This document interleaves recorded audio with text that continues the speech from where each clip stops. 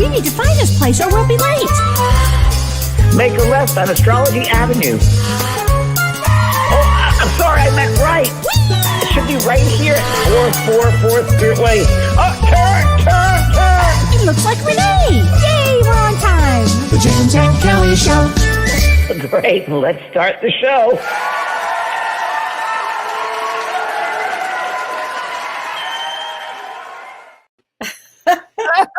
Hello, Teddy, my love.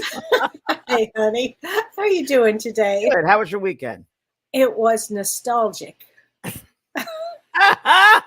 Well, And now that was kind of worms. I loved every second of it. I just love, the world moves so fast, James. And we talk about this all the time, moving fast and moving faster and moving faster. And it was just kind of nice to take a weekend just to kind of look at the past and look at some, have good memories, the good memories. Good. And it was lovely. Pajamas and stayed the whole weekend in pajamas and watched movies. Yes, that's exactly. Good. It was fabulous. How about you? I'm in the middle of filing, which I love. Being a Virgo, I'm Yeah. filing like 2 years worth of papers and documents, and before they become obsolete, I'm going to file them. So doing that, and I love to do that. I love to clean and everything in order. It's good. Yeah. Relaxing. Good. Yeah. Good. And it's Well, raining. It's pouring rain where you are, and I see Pearl in the background. Pearl's right with me. Yep, she's at her Betty. Oh my gosh, it's so funny. I love to see her. Oh my gosh, let's say hi to some people. Sure, Hi, Colette. Hi, Clark. Lori. Richard. Ooh, hi, Karen Ann from Wollongong, Australia. Wow, cool. Susie How Burrows, cool. hello. Tracy, hello. Hi, Gayla. Hi, Pam. Hi, Lori. Oh, good to Hi. see you, Rita. Hi, oh, yeah. Hi, Renee. I love getting people from all over the world to come to see this. Isn't it fun? I Right. just love it. It's Hello, so great. Dr. Susie. Hello, Dr. Susie. I just saw you earlier today. Hi, Susie Burrows. I love it. This is so fun. And we have a very exciting show, so we should probably what you were talking about Let me, do, astrology. let me do a little astrology. And then Things have felt better, by the way, since last week. Is it because everything's direct? Is that what's going everything's direct. So Correct. there's a lot of energy. Everything is direct until April 1st. Ton of energy pushing through. So you might feel like That's a lot. cleaning, organizing, getting Creating, up, finishing a book? finishing a book. Your book. Yes. My book. Yes. Anything like that. I mean, this is a really, really powerful time. But another thing that we have two amazing experiences coming up. The first one is February 22nd. And I really want to talk about this. You've heard me talk about the Pluto return. So Yeah. in the United States chart, there's a Pluto return, and it happens every 248 years. So 248 years ago was when we had our Constitution, James. I mean, right. 248 years ago in 1776. Well, Notes. Okay. take notes. There will be 3 exact natal positions in the United States chart this year, and it makes this very powerful. The first one is February 22nd. So when that exact natal position happens on the 22nd, we're looking at, in the United States, a time of social and political unrest. And the next time will be in July, and the next time will be the end of December this year. So this is the Pluto return for the United States will happen for the entire year, but these exact dates are very powerful dates. Well, besides the planet here, many people I know are having medical procedures on the 22nd. 3 people I know. Oh, how fascinating. Really? Anything So else about that? Or auspicious about that? Well, yeah. I mean, it has a lot to do with this Pluto return, I think. And also, there were so many other planets. Everything's direct. Do you remember me saying that this year is an 8 year, which is karmic? Yes. And 8 represents, healing, health, the bridge between this world and the other world. But this year is all about Saturn, which is all about healing. So we're going to see a lot of people. If you're going to have an operation or something, this is the time to do it.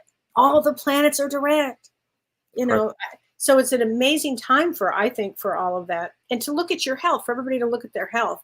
So the next thing that I want to talk about is on February 24th. And February 24th, we have a full moon. And in Vedic astrology, it's in Leo. And we call it the snow moon. And this is because it's in Leo, this full moon on February 24th, take advantage of it. It means to take charge of your life. It means to be brave. It's a great time for karmic healing practices. So put your crystals out, make your moon water, meditate, journal, but look at it.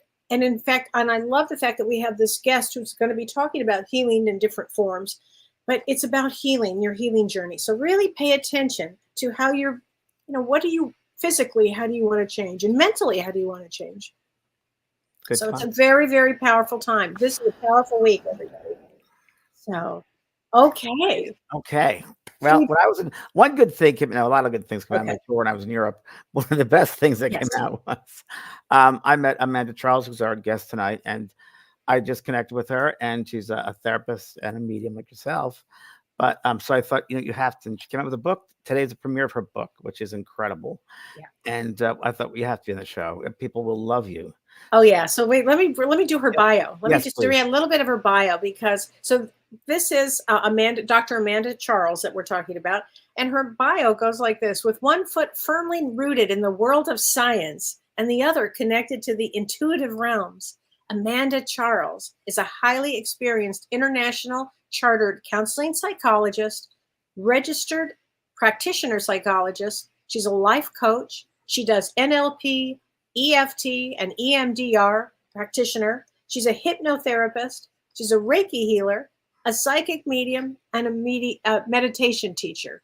She's now branded as the psychic psychologist. Mm-hmm. And Amanda is uniquely placed to bridge the gap between psychology and the energetic realms, as in addition to traditional research-based psychological strategies, Amanda looks through the lens of quantum science, taking into consideration our essence as a multidimensional energetic being. Having combined these two disciplines to repeatedly heal herself from chronic illness, pituitary tumors, infertility, and a series of devastating deaths, Amanda's mission is to show others how they can heal from suffering too. And very kind person, very well balanced, might I say. So let's welcome Dr. Amanda Charles. Hey, yay! Hi, Amanda. Nice to so happy you're here with us today. We're thrilled. I have to tell you, so much for having me. Loving your book, The Psychic Psychologist. Loving it. It has so much great information. And we should tell everybody where you're located and what time it is for you. Yes. Wow. Yes. It's very special we have Amanda right on the show. Amanda, Yeah, where are you? I'm just outside London, so it's 2 a.m. So please forgive me if I get some brain fog. And yes. And Renee, you want to put the link on for Amazon, I guess, to get your book, which I think would be. So tell us, I love your background. Tell us a little bit about your background. Yes. So I've been a psychologist for over 20 years now. So I've been working in private practice.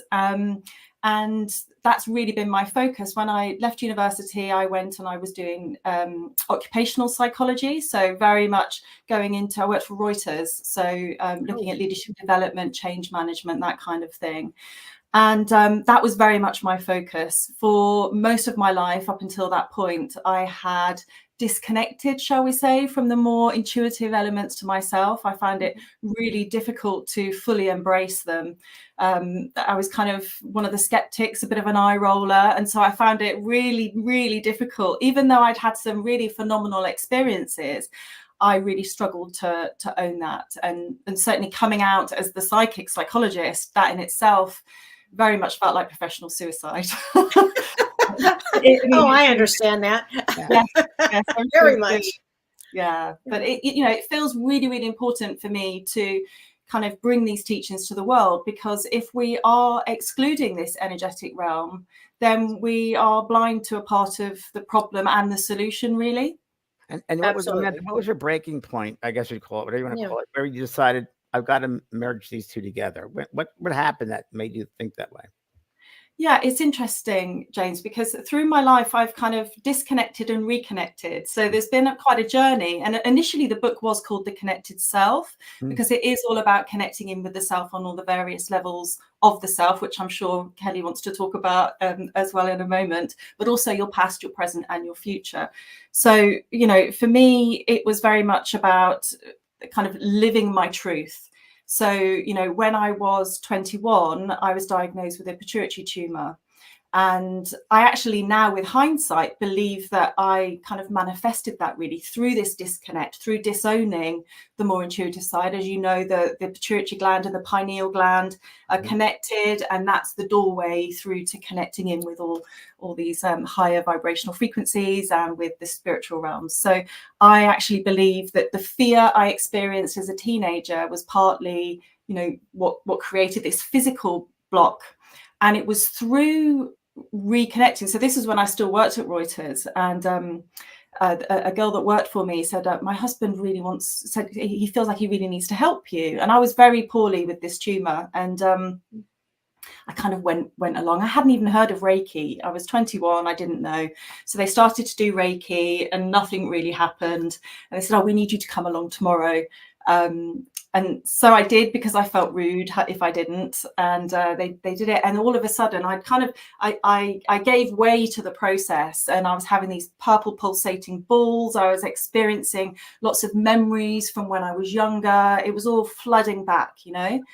And I then learnt how to do it for myself. I started reading Deepak Chopra's Quantum Healing, and I was doing visualization and meditation. I didn't really realize what I was fully doing, but I just kind of went ahead and did it. And when I went back to the endocrinologist, he said spontaneous recovery ? Across my notes, because my levels had gone from 15,000 to less than 10. But he wouldn't have it that I'd kind of healed myself, shall we say. It had to be a spontaneous recovery. So that was kind of my first route in, but it wasn't really until, so actually as part of healing the tumor, I also healed I was told by 2 doctors by that point that I wouldn't be able to have my own children because of the tumor and because of endometriosis. But inadvertently, I cured that, because then I became pregnant with my first daughter. And it was in my second pregnancy that my life kind of took a switch. So James, this is the beginning of me fully accepting, because I disconnected again after healing the tumor, went back to Reuters, carried on in my science. What year was this? This was 2003, 2004. Well, actually, no, I had my daughter in 2001, so probably a bit before then. Amanda, quick question. Did you feel at all when you started doing the Reiki or started meditating, was there any part of you which felt like I resonate? Some part of me resonates with this, or was it not at all? Yeah, no. So I went suddenly fully into it, and I didn't realize that I had this natural ability to kind of ascend quite high, which is why I think I was able, and I healed it very quickly. I mean, I healed it, you know, it healed very quickly. So yeah, I actually definitely knew I had an affinity, and it made me realize, you know, as a child, I used to get all this kind of energy in my hands, and I'd know things about people that I shouldn't know. You know, I knew that my granddad died, sadly, and I knew that my uncle was going to, I said to my mom, I was 7, that my uncle was going to die from a broken heart.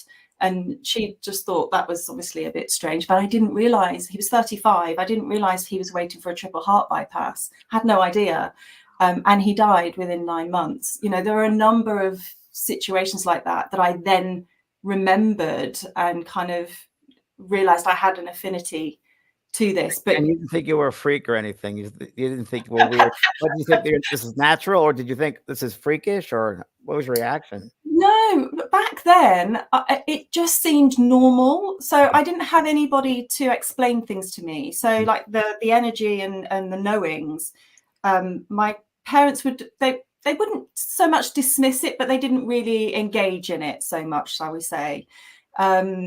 So I didn't really have any explanation. And, you know, I was just saying to somebody the other day that it was, there's some things that even only recently I've realized not everybody can do. So my daughter she'd shown me some photographs when she was at school, you know, from these people. And I went, and I was talking about one of the boys in the photograph and saying that, you know, he had a problem with like drugs and alcohol and da, da, da. And she was just like, Mum, you don't even know him. I went, no, but you can tell, can't you? She said, well, how can you tell?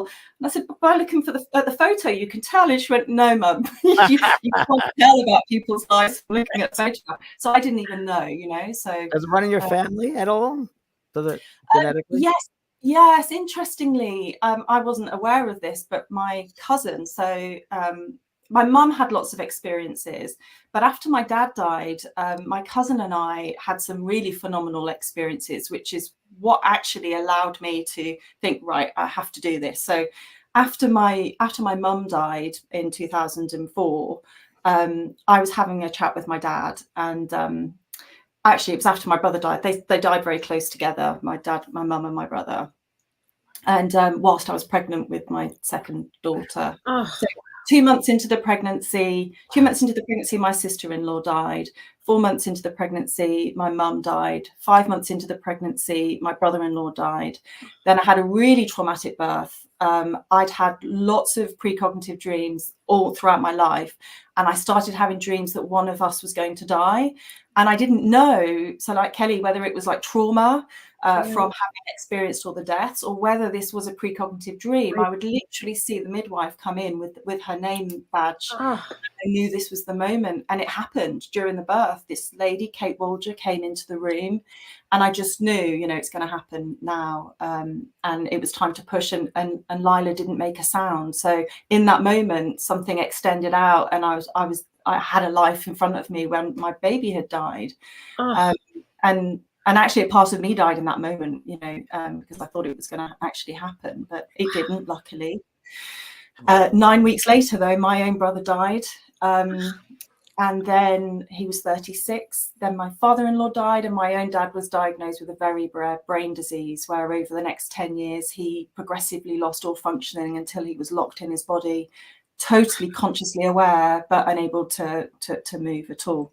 So I'm coming to the point. Yeah, that's quite a bit, actually. I'll pause. No. It's amazing what you have survived, and incredible. It's incredible stories, and I want people to hear that. Thank you. I mean, that's really tremendous what you went through. It's quite unusual, isn't it, to have all of that? And this was between 2000 and 2004? So the death started in 2004, and my dad eventually died in 2015.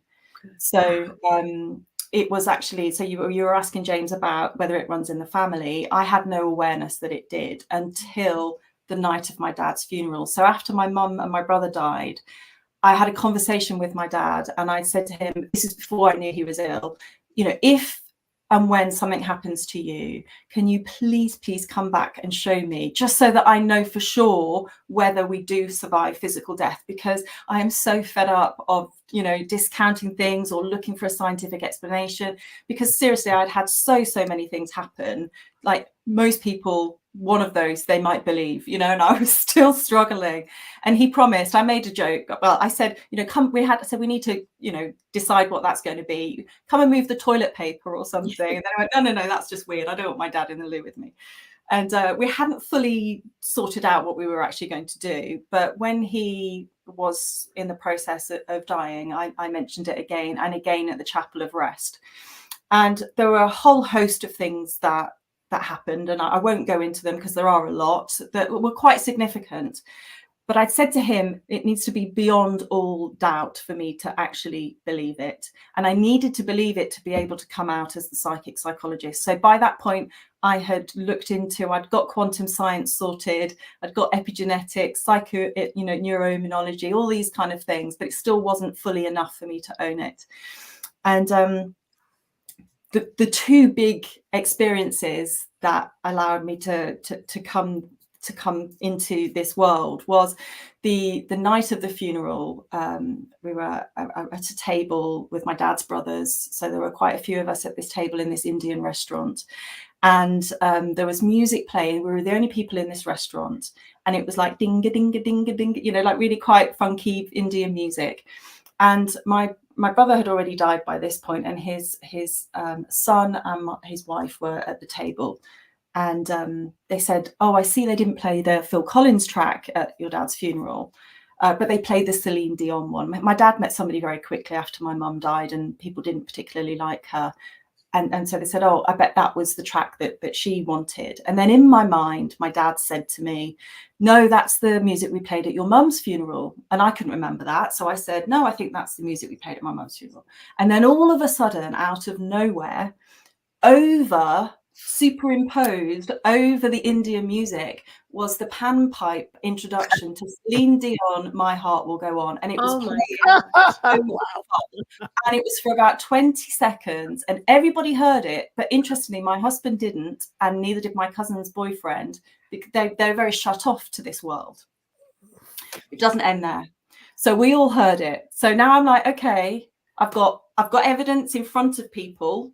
I'd had lots come through from the car. I'd be having questions, and then the radio would come on and answer the questions. One was about bringing the psychic and the psychologist together, and then there will be an answer. Let it be came through. It's just like interesting. So the night we went back to my cousin's house, and everyone had gone to bed, and I was chatting with my cousin and telling her about all these events that were kind of in my life that led me off the path that I had to then reconnect with the body and the mind and the spirit. And all of a sudden there was this whoosh out of nowhere. I felt this intense cold, like if you see on the films, don't you, these big butcher's freezers when they walk in and the cold hits them. And then I had this image of being in the chapel of rest with my dad, and the hairs on my arm just stood up. I was just like, oh, I feel like my dad's here. We weren't trying to do anything. We were just talking, and then it happened again. And then I said something else, and it was like he was communicating with me through this cold. So then I got up and I sat next to her and I said, look at this. And then it was literally like the life had drained out of me and I couldn't speak. So bear in mind, my dad couldn't speak before he died. I couldn't speak.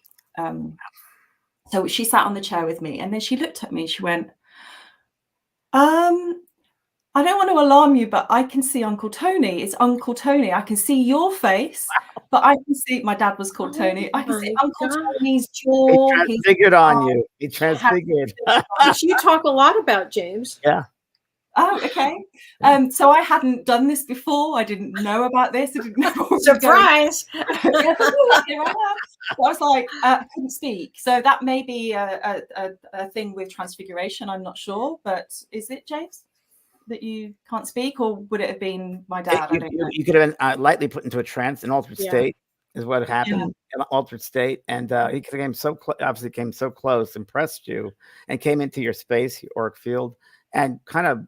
He moved you out of the way and he came through. So I freaked out, obviously. And he went psychic. You're a natural, is what that means, really. Yeah. So then I said, my cousin said he's not going to want to scare you. So I said, look, Dad, if that really is you, please come back. And he did. And then she asked, oh, can you do it to me so that Amanda can see you? And it was a no. So we were talking to him for a little while, but then things changed and it got a little bit scary. So we stopped. But the thing so even that was it wasn't quite enough. But the next day, something really tiny, but so profound is what made me think, you know what, my dad suffered for 10 years, locked in his body. If he can do that, I can step out into this. So the next morning, my cousin went to the shower, and I'd said to her before she went in, you know, I don't know whether that was like my dad from before my mum died or my dad. It felt like he was angry at the end. It wasn't my dad at the end. But and anyway, so she was in the shower and she got this message and she came down. So bear in mind, I didn't know that she could do this thing as well. So this is how I find out. She came down and she said, look, I feel like I'm meant to say to you, firstly, you're meant to write all this down, which I didn't, but I've got it all stored. Then she said, your dad says your dad's your dad. There's no two ways. Anyway, so then I go in the shower.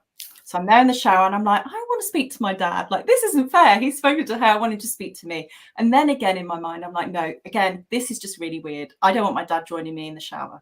And out of nowhere, my dad said to me, I see you as you see me right now. It's not like that. It's just energy. And there was just something about, and I knew that, you know, I'd learned all of that. I'd done the quantum science, etc. But there was something in that moment that really touched, and it's from that moment that I was just like, right, this is it. I'm stepping it got you out of your left brain, actually, and just opened you up to your heart, really. Yeah, yes, Kelly. Yep, that's I mean, it. you really were very scientifically left brain based, which actually makes your book so phenomenal because you talk about it from a scientific way, but really from a deeply spiritual healing way.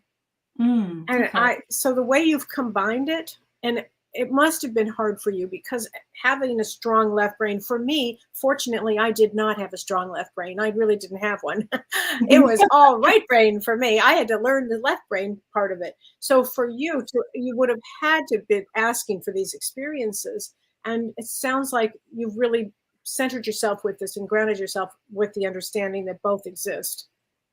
Yeah, I mean, I actually agree with what you're saying there, Kelly. I think I had to have some really profound experiences for it to be enough. And I don't think I think it was literally so that I can speak my truth. Like without it, I've always said, from a very young age, I always knew I was here to help people to help and heal themselves. But I've always said, I won't fully believe something until I experience it for myself. Well, especially when you come out as a psychologist doing mediumship or talking about mediumship or being a healer or working in that realm. It was James that pushed me out of the nest, basically, because I was a medium first and then went back to grad school. So it was different. I had a different road than you do, but it's the same road. And Amanda makes you very grounded in your work. I mean, you're so grounded. Totally. The best mediums out there, or psychics or energy workers, are the ones that are most grounded because you have the feet firm and planted on the ground. Yeah. And you actually, in your book, you do talk about grounding. Do you want to mention a little grounding techniques for people? Yeah, for everybody. Yeah, I mean, grounding is really important, as you say, because we are energetic beings, but we're multidimensional, aren't we? So we are physical beings, and so we need to be grounded. And if you I'm sure a lot of your listeners out there are psychics and mediums, and in order to ascend, we need to be fully grounded. And it can be so simple, just walking out in the garden with bare feet. You can buy things, can't you? There are these things that that you plug onto your I'm sitting on one now. I got my feet on one. Earthy Man. We had him on our show. I love that. Excellent. But yeah, water is a really good grounding tool as well, isn't it? So yeah, for me, within the book, I wanted to really bring home the fact that we need to live it. We live in this physical world and we live in this physical body, and we need to kind of regulate that body on every level of the self. So we need to be connected in physically. So, speaking of that, in your book, you talk about Maslow, and you talk about Maslow's hierarchy of healing and of needs. And let's talk about that, because I love how you bring it into your hierarchy of healing, which I think is so important for people to hear. Yeah, thank you. So one of the concepts that I talk about, so yes, Maslow's hierarchy of needs is the concept whereby we need to meet our basic needs before anything else. So that's, food, warmth, shelter, etc. If you haven't got that, then, you're not going to be able to, it's self-actualization at the top. You're not going to be able to have great relationships. If you're worried about survival. Yeah, absolutely. Yeah. So we have to meet your basic needs, right? Absolutely. Yeah. And I was kind of thinking about the whole process. So my life experience has showed me that it's what I call inner tuition. So not intuition. So we've got our intuition, but inner tuition. So we have a language that speaks through the body, through our emotions, through our mind, through our relationships, through our life experience. And so we need to be aware of our inner tuition. And the hierarchy of healing talks about all of these levels. And so we need to firstly connect in with our inner tuition at a physiological level. We need to be looking at our physiology, like what you need to take care of. If you're ill, what do you need to take care of? Absolutely, yes. So this is the thing as well. Often people will think, if I'm a medium or a psychic, then I can't be taking medication, or so this is not an or it's an and. So we're looking at our physical needs first, and so attending to that, but listening to the body, because the body speaks our truth. It's true. And if we're not processing our emotions or our thoughts, then we're in a toxic relationship, let's say, and that can be with ourselves or with someone else. It's going to manifest on a physical level if we're not listening. A bit like I said earlier with the tumor. Yeah, I've had so many experiences of that. And then the next level up is the emotional level of the self. So we have to be fully present in the moment to be connected in with our emotions, and our emotions live in the body, so they have to come after the body. And the biochemistry, we've got Candice Pert, who talks of the molecules of emotion. Our emotions produce biochemistry within the body that then influences us on a physiological level. But our emotions also connect in with our thoughts. We used to think that it was the other way around, but actually there's a lot more information that goes up from the heart, from the emotions into the brain. So we need to look at the emotional level of the self, and then we move up to the thinking mind. We look at the thinking level of the self. We're looking at maladaptive beliefs. So that's a bit more traditional psychology, looking at the thoughts, the feelings, and the behaviors. So then the psychic psychologist comes in, and we're looking in at an energetic level of the self, which obviously infiltrates all those levels too. So once you've worked your way through that, you're looking at what's happening on an energetic level. And then your intuition, how you're connecting in with your, I call it telepathy. So when you're in a deep empathic connection with another person, then you can connect in and you can get lots of information through. So I kind of almost see even mediumship as the same thing. So, I can find out something from you psychically through what I call telepathy, but also, connect in there if I've raised my vibrational frequency enough to be able to do that. And then the final level of the hierarchy of healing is your relationship with yourself and with other people, because you can only be as connected to someone else to the degree that you're connected in with yourself. So you have to work all the way through those levels. And again, if you're wanting to, so that's part of my release and reprogramming method. So if you're wanting to release something from your life, like the tumor, I wanted to release a physical problem, you start on the physical and you work your way up in the way that I've just done. But if you're wanting to call something into your life, so if you've processed your past and you've regulated your system in the present, you can consciously construct the future you, the future life you'd rather be living. And you construct that on all the levels of the self again. What would you be thinking, feeling, doing as that person? And then you're bringing that into the present moment, but you're bringing it down from the energetic realm through into your relationships, into your thoughts, into your feelings, and then finally into the physical. Wow. Amanda, do you find that you work resonate more as a medium or as a psychic or as a healer? Is there one discipline that you stands out, or just all of them combined, or different clients, different things?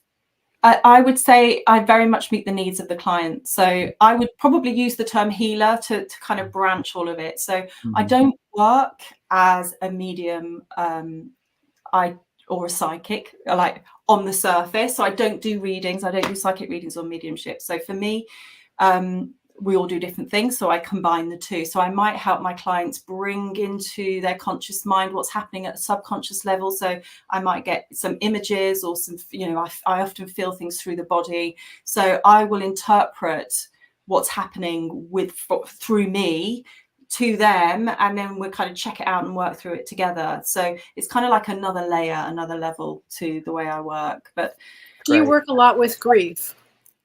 Interestingly, I've had my fair share. Yeah, I mean, I work with everything, to be honest, so many different things. But what I have found, which is quite interesting, is you probably won't, you'll be like, yeah, of course. But different clients come to me at different points in my life and my journey that kind of reflect. Interesting too, right? Yeah, it is fascinating. I was thinking because you had so much loss that you would really relate to it so well. Yeah, definitely. And that's the thing. Obviously, mediumship can really help people that are lost and have had loss. But for me, my journey is what has led me to choose not to do that. And we all do different things. So for me, back in 2004, after my mum died, I was sat there pregnant, and I'd had all of these experiences. And again, it was this point of, I just want to know beyond all doubt. And in my mind, there was just this pull to switch the television on. So I put the TV on, and it was a BBC documentary with your good friend Gordon Smith. And in my mind, he'll show you beyond all doubt. Didn't realize that was going to be one of his future books, but that was exactly what came through. So I obviously thought, I need a reading from Gordon. I need a reading from someone to prove to me. So my friends booked tickets to go to one of his events, which I did. A couple of thousand people in the audience, and I'm sat there and I'm like, yeah, Gordon, he's going to give me a reading and it's going to prove beyond all doubt. And I didn't get my reading. So I was just sat there like a bit deflated. You know, there's a lot of people in that room. So I thought, right, I'm not giving up. I never give up. So I queued up, thought I'll get him to sign my book and I can ask him if I could get a reading. And he went, oh, no, dear, I don't do readings right now. You'll have to wait about 5 years. So I was like, no, that's fine. I don't mind waiting.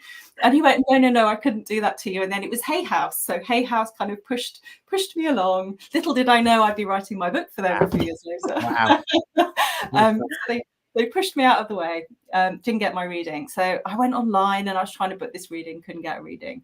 And then this course came up in advanced mediumship.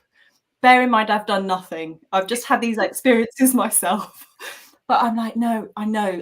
He is going to show me. So I went to this course and they split the group. And I wasn't with Gordon, and I was with Mary Armour. I don't know whether you've met Mary, James. No. So anyway, I was downstairs and they said, right, everyone was introducing themselves. They were all practicing professional mediums. Like, oh my God. Well, I was looking for the exit and there was no exit. So I was like, right, okay, I've just got to go for this. And we straight away platform. We have to come up to the front and deliver. Didn't know what I was doing. So I watched a few people, went to the front, and then all of a sudden this information came and I said, okay, I've got the name Stuart, and it's Stuart with a U, not with an E. And it's really important it's spelt with a U because everyone misspells his name and it really frustrates him. And then I felt like I was hanging. And I had this sense that he'd hung himself 6 months earlier and that he wanted people to know that, you know, he was okay, etc. I didn't know where this was coming from. And then it changed and there was this kind of whirlpool in front of me and I saw a wedding ring going down the whirlpool. So I was like, is this metaphorical? Is it kind of somebody's wedding, you know, marriage is going down the drain, or, you know, is this something happened? And it was deathly quiet. No one said anything. And I thought, oh. And then Mary, who was running it, said, oh, thank you so much, dear. Stuart was one of my students and I loved him dearly. And yes, he did. He hung himself 6 months earlier. And it was Stuart with a U, not with an E. Everyone would spell it wrong. And this morning, she said, I was washing my hands and this ring fell off into the sink. And I honestly, I'm telling you now, that was probably 2005. I actually thought she was such a sweet lady that she saved me. I didn't believe her. Boy, you have a strong left. You really do. Wow. She is Shirley, Dr. Shirley. Wow. It was only literally 5 years ago, I had a chat with Gordon and Mary was there. And I said, is that Mary? And I said, oh, she's so sweet. She's so nice. She saved me, blah, blah, blah. And he went, oh, I know Stuart. Yeah, Stuart. He was one of her students. And I went, really? And he went, yes, honestly. So anyway, I'm just diverting slightly. So that shows the degree to which I discount. But so over the years, I never got my reading with Gordon. I still haven't had my reading with Gordon. But from going to some of his courses, especially the ones where you're blindfolded and someone sits in front of you, every single time I have known who is going to sit in front of me before the break. I've known exactly who it is. You know, one in particular, I was talking about her necklace. It's really important for your wellness, I was saying. At the end, she turned it around and it had wellness written on the back of it. You know, there's so many things. Obviously, I'm sure you've both experienced loads of this. But for me, well, that still wasn't enough because that was before my dad died, obviously. But the journey there is what has fully shown me through my own lived experience, you know, being able to tell people really obscure, detailed things. So, for example, I knew this Chinese lady was going to sit in front of me, and she did. She was the only one in this room. There was a room of about 50 people from all around the world, and she was there. I knew it was her in my soul. I just knew it was this lady. But then I had this sense of a grandfather.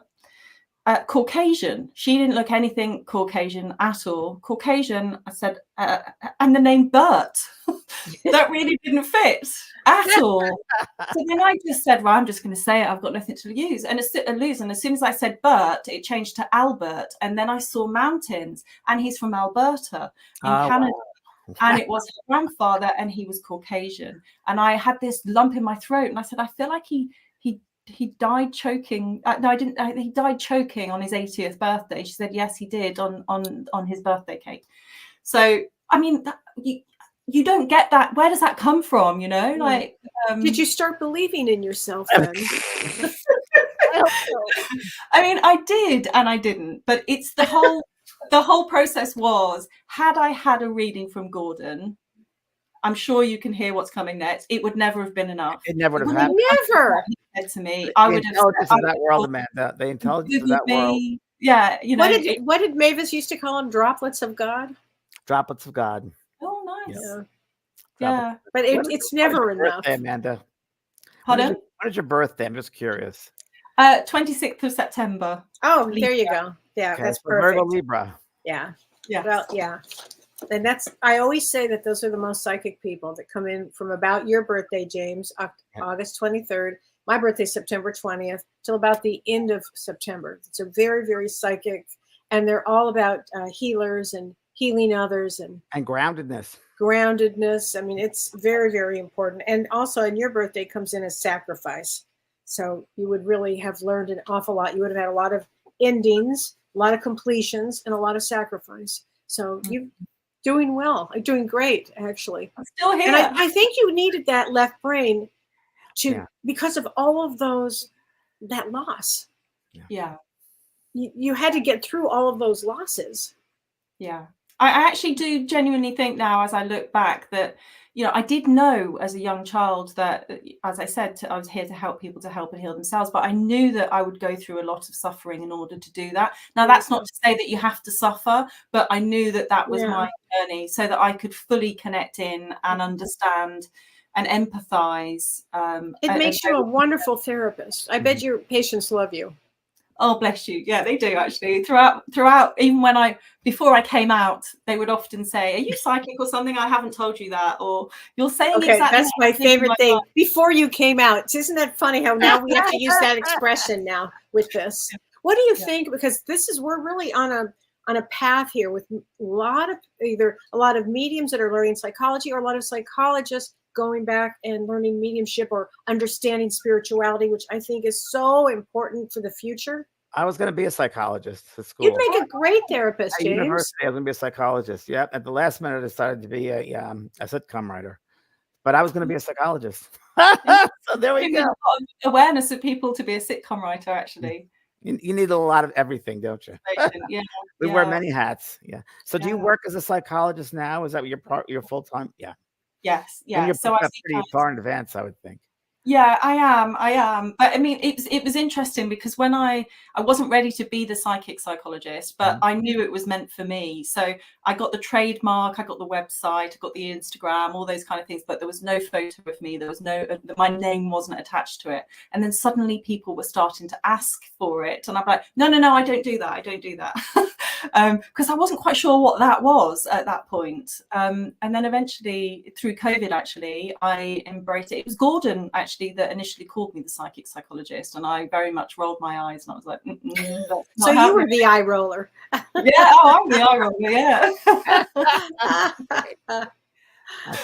Yeah, but it's a perfect combination for what you do. It is. Tell me, how do you work with trauma? I mean, I know you tell everybody you do EMDR, you do a lot of the different techniques. Yeah. What do you prefer, or what do you think about that? You know, EMDR is really good, and it can be a very quick tool. To those that don't know, it's eye movement desensitization and reprocessing, where we're kind of using the hands to kind of replicate REM sleep, so that we can start processing bilaterally the trauma.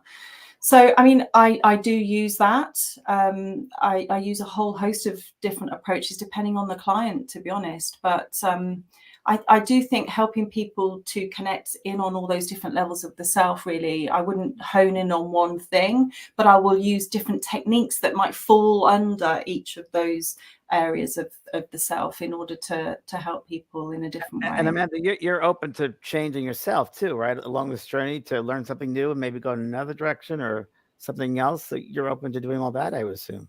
Yeah, absolutely. Yeah, I am. Yeah. Right. So I've had to evolve with things, and I can see that I'm going to evolve now that the book's out there. I'm owning it. So now clients that didn't know kind of know, and that's always a real fun thing, isn't it? When all of a sudden somebody once took my card, I'll never forget, and he looked at it. I was really tempting fate to put my cards out, and it did say, medium and psychotherapist. And he took my card and he goes, "Are you like Madam like Chicory? Like, who do you think you are?" And I had to explain to him what I was doing. And you know what? It was the funniest thing. He just went right on with the session. It was as if it didn't matter. Oh, so some people really have that ability. Some people really want to know, Yeah. But now I'm just so fully out with it. I would never take, for me, I wouldn't take anybody unless they fully understand what I do and who I am. Yeah. Well, I've really embraced it.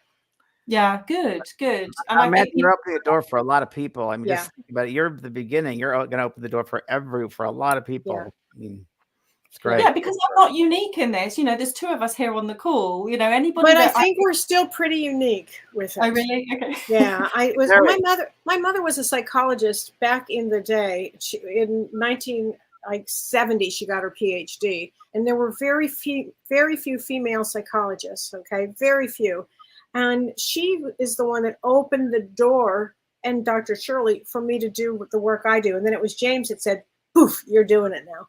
But we all walk a path of opening a lot of doors for a lot of people. And I really am so grateful that they opened the doors for me, and James opened the door for me. So we're soul's destiny, I guess you could say. It's a destiny. Yeah. Yeah. Yeah. Yeah. Wow, that's amazing. Wow. Yeah. Should we answer some questions we have here?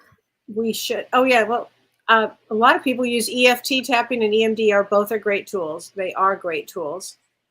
They are super tools. And there's science behind them as well. A lot of people will think, "Oh, tapping, what's that going to do?" But there's a lot of scientific evidence that it can help with. And Amanda, what happens when you're doing EFT or tapping or something else, and then all of a sudden they want to really maybe going through trauma through grief? Do you find you want to go into the mediumship? Will it automatically come into you, or do they have to ask that, or does it happen spontaneously? I try to not bring in mediumship directly in that way, but I feel like they need, if they need it. Again, from my life experience, for me that wouldn't have helped. It wouldn't have been enough, and so they can go and see somebody that's a medium that does that. But for me, I almost feel like I'd be doing a disservice if I didn't work in as the psychologist through the other elements. And I think especially with grief, I just kind of absolutely. Well, let me ask you this: when we talk about people coming in now, people are having awakenings at a much higher rate than they did, wouldn't you say, James, for 30 years ago? I mean, people really are waking up spiritually. And my concern has always been that if somebody goes to see a therapist and let's say their Kundalini energy is starting to go and they're really starting to have some experiences, and they tell their therapist, and the therapist poo-poos it or doesn't acknowledge it, that can really stunt and hurt somebody. It could be a disservice, Kelly. It can be a disservice. That's it. And so do you find a lot of people that are coming into your practice that are having spiritual awakenings now? Yes. And it's really interesting. So I can tell you how I handle that, how I handled that before being the psychic psychologist. So, for example, I had a client and he came in and he met he ticked every box for having psychosis. And but he also ticked every single box of having just had a spiritual awakening. Right. So I was holding both of them in my hands at the same time. Yep. So I would talk to him and I would say, look, I wouldn't differentiate between the psychologist and not, but I would be saying to him, exactly what I've just said to you. You actually do meet all of these criteria.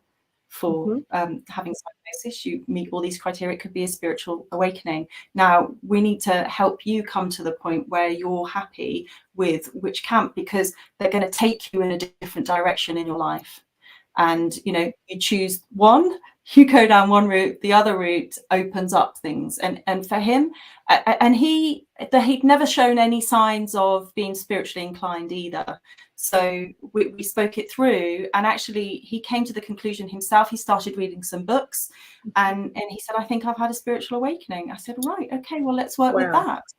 And he started writing his own book, So you can think, had I not had that hat to put on, right, he could have been in a very different place. Absolutely. And there's a lovely saying, Amanda, that Mavis Patilla, our good friend Mavis Patilla, told us once: you can't be so spiritually aware that you know earthly good. Yes. I'm sure she'd like to use that whenever you'd like. You can't be so spiritually aware you know earthly good. Right. Yeah. Oh, that's so true. It's so true.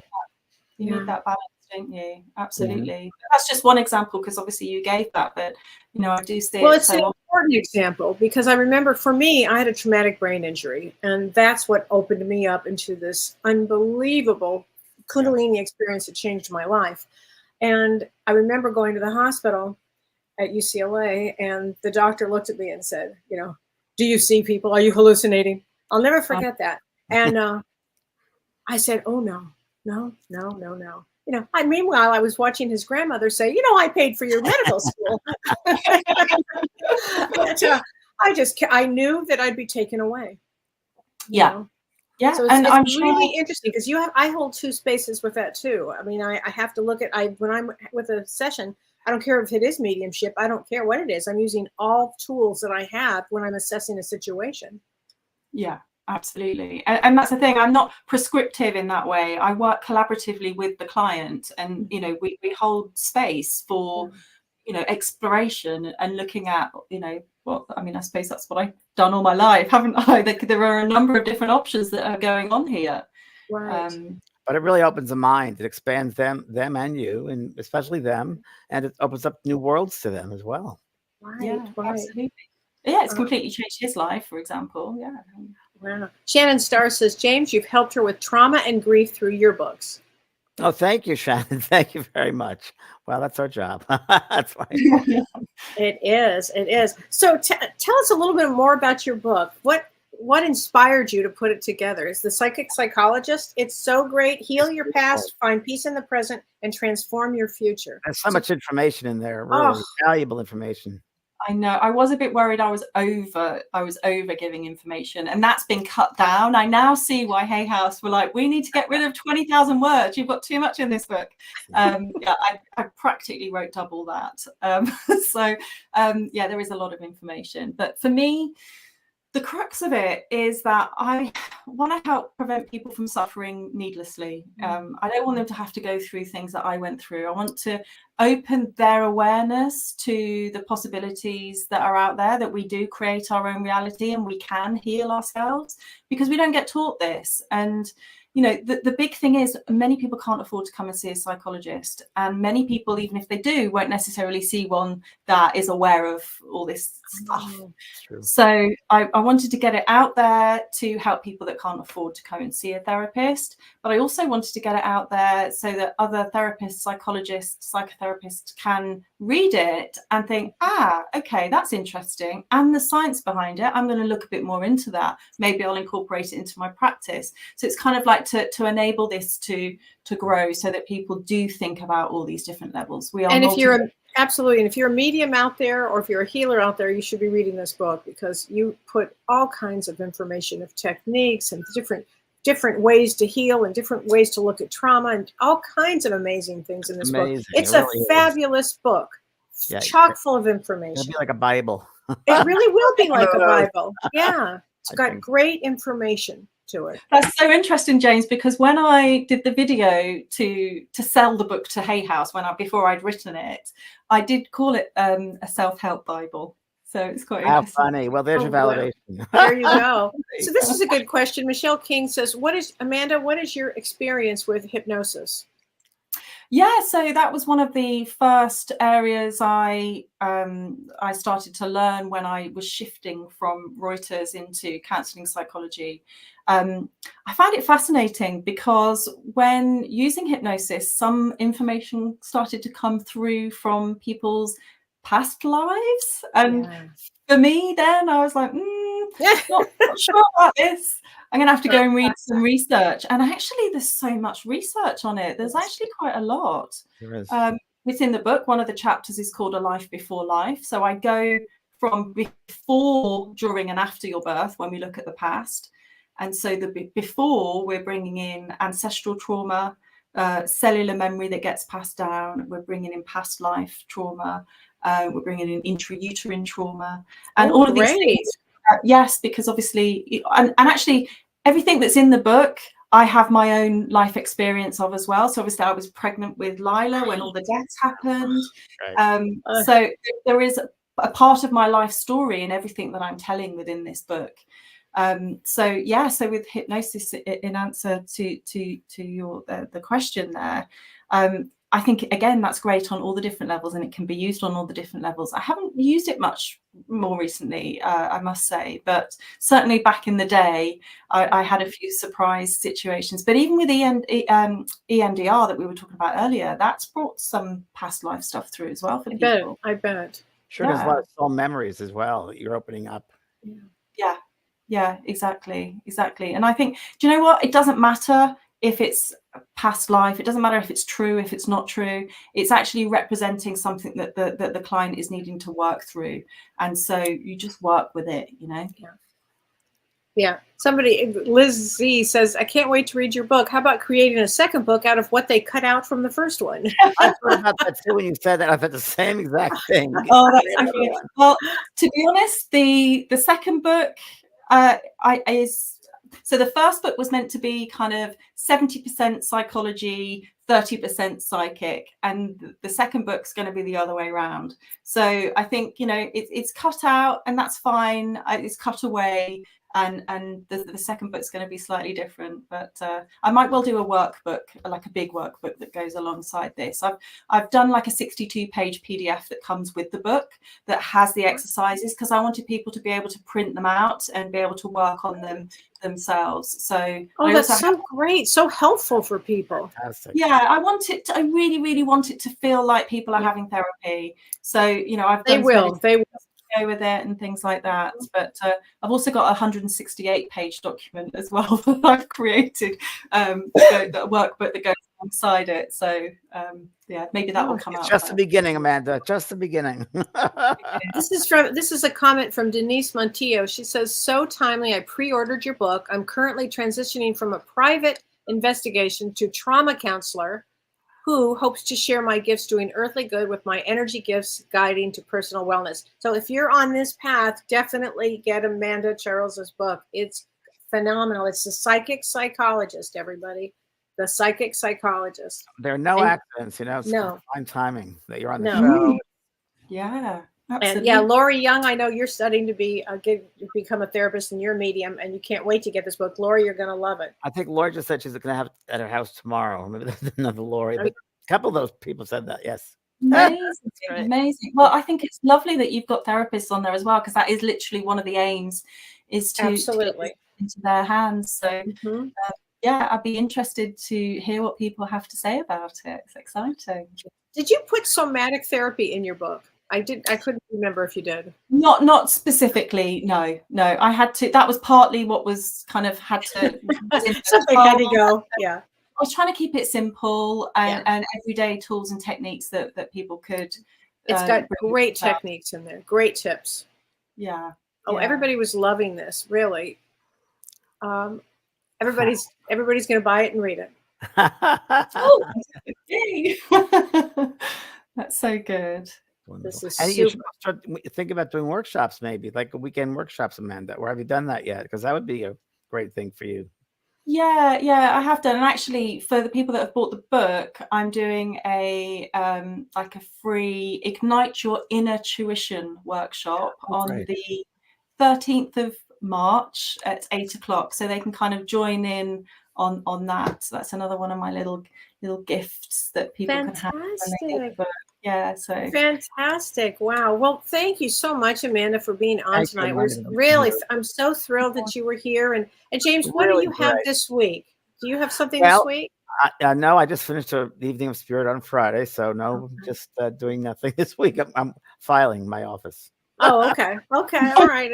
Well, everybody join me And I'm on finishing your Thursday. preface. Oh, good. Finish that. Yeah. That would be great. Then I'll send you a copy, Amanda. lovely. I mean, Yes. we have different paths, but I mean, the same road now, different paths to get there. It's Yeah, very absolutely. similar. I mean, it's Very interesting, similar. very Yeah, similar. very similar. Yeah. Oh my Yeah. gosh. Well, thank you really, Amanda, for being on the show tonight. What a pleasure. Thank you, Thank you Amanda. so much for having me. So lovely to see you all. And what's your website again, so people can remember? It's www.thepsychicspsychologist.com, and all my socials are at The Psychic Psychologist. Psychicpsychologist.com, everybody. And our producer Renee is in Hawaii on a cruise right now. He told us before when we started this show. Yeah, so literally. he's going to have a lovely, just a cold ending, and that'll be it. No credits. Yeah. So sorry about that, everybody, and sorry about that, Amanda. Thanks everybody for watching. Thanks everybody. See you next week. Thanks, Amanda. Thanks, Kelly. Okay. Bye-bye. Thank you. Bye.